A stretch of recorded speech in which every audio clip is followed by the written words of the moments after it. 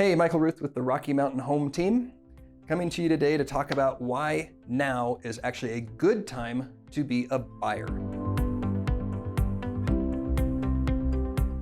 With all the talk these days about how the real estate market is going crazy, how there's hardly any inventory and prices are going through the roof, I'm frequently getting the question, is there any reason I should be buying right now? And so today I wanted to take a minute and talk about why now is an amazing opportunity and a great time to be a buyer. In a market where all the conversation is about the sellers, today we're going to talk about the buyers. And there's two reasons that I can think of top of mind. I'm sure there's more. There's specifically two reasons by the numbers why today is a good time to buy. Before we go there, I'll share that there have been different times over my 16-year career where real estate has technically been more affordable or less affordable, based on prices and interest rate and inflation and the consumer price index and wages and things like that. And the reality is there are almost zero buyers in the market that buy based on the actual true affordability of a home. We buy homes whether we're buying one to live in, whether we're buying a second home, or whether we're buying an investment home because it's the right time in our lives to buy, right? If it's the right time in my life to buy a second home, I'm not going to wait necessarily for the perfect, most affordable time. It's the right time because I got a promotion, I got a bonus. It's that stage in life. I want to find a home, be able to take my kids on vacation for the weekends, whatever it may be. It's not because it's necessarily the best deal. If I'm buying my primary residence, kind of the same thing. It's that for me, I'm done renting. It's time to not spend $1,000 or $2,000 a month in rent, which is basically money just gone away, right? You're paying your landlord's mortgage. So $12,000, $24,000 a year you're spending. Or it's the right time to start investing because I finally saved up enough for that investment property's down payment. And I know that if I buy that property right and my tenants are paying rent, that over time I'm going to gain more and more equity and I'm going to own that property free and clear, and it's going towards my child's college fund or my retirement account or whatever it may be. Maybe I'm seeking financial freedom or financial independence. We hear that a lot. I'm trying to create a real estate portfolio large enough to replace my day job. So those are all reasons why we choose to buy. Now, why right now is a good time based on the market to buy? Again, two reasons. The first we'll talk about is interest rates. We've said for the last year they're at historic lows and they've only crept down. Yet we've gotten to that point where they can't go much less, right? Right now we're able to lock in rates at close to 2.5%. Historic averages are up closer to 8%. Even if we looked at recent averages, we're still at or above 5%. Let's put some real numbers behind that.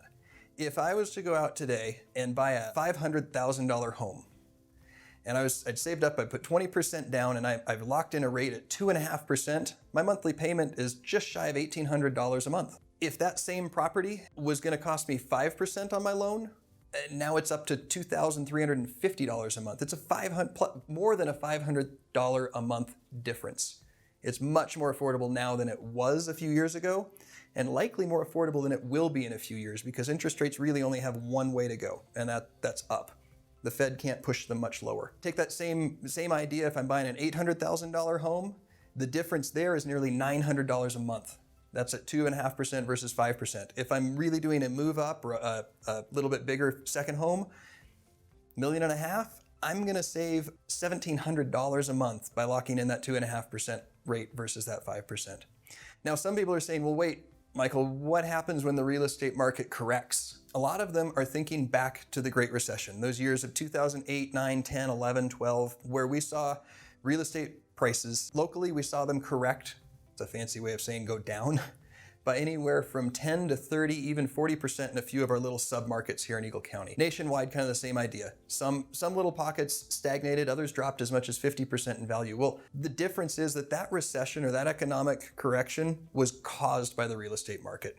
Every other time that we've seen the economy constrict, we've seen the stock indices decrease, it hasn't affected real estate in the same way because real estate wasn't the cause. In those times, what real estate has done, rather than it doing yes, market by market, it did some of this.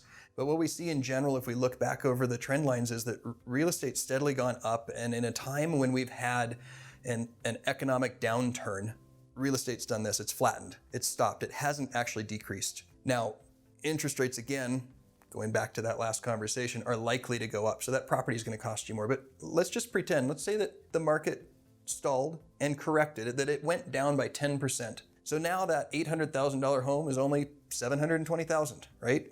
10% of 800,000. My monthly payment at 5%, because likely if that market has gone down, our interest rates have gone up, my monthly payment is $560 more with the market price at $720,000 paying 5% than it is by buying at $800,000 today with today's low interest rates. So it doesn't make sense to wait. And certainly if you're renting, it doesn't make sense to wait because your down payment went from $100,000 to $90,000, $10,000 savings, but in the 2 years that it might take for that to happen, you've spent $20,000, $30,000 in rent. Again, if it's the right time in your life to buy, then it's the right time to start searching for a home.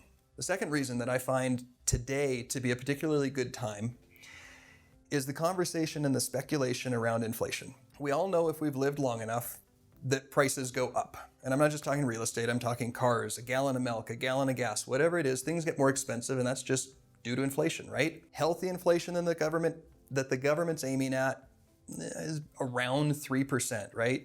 2.5%, 3%. So if I buy a property today and I lock in a mortgage on that property, and that mortgage is $2,000 a month, that payment every month isn't going to change. It's going to be $2,000 a month today, 5 years from now, 10 years from now, it's still $2,000 a month. When inflation happens, appreciation also typically happens in real estate, but even without extra appreciation, that property is going up in value, just keeping step with inflation. But here's the other piece. Even if that property didn't go up a single dollar in value, 10 years from now, I'm probably earning more money, right? My job, my wages have gone up. Minimum wage has gone up over the last 30 years, right? So have professional wages. So if I'm earning just at the 2.5% appreciation, over the course of 10 years, I'm probably earning 25% more annually than I was today. That means that to make that same $2,000 payment, it's going to cost me a whole lot less time, right? I will be able to make $2,000 spending much less of my time 10 years from now than I spend to earn that same $2,000 today. So that means I'm actually paying the bank back with less effort, with less value to the dollar 10 years, 20 years, 30 years on most mortgages out than I am today. So I know that gets a little confusing. We'll have a couple of examples kind of tied in that we can relay. If you've got more questions, shoot me an email and I can walk you through a lot of that. But I hope you've taken some value out of this and look forward to sharing more. And the bottom line is, if you feel like it's time in your life to be buying, then it's the time to be buying. And the caveat today, be sure you're working with a really good real estate agent that is going to search really hard for that property, because it is challenging to find the right home. Not challenging to put together the right deal, but it's challenging to find the right home for you in the market today when inventory is a little bit tight. Thanks for listening. Look forward to seeing you next week.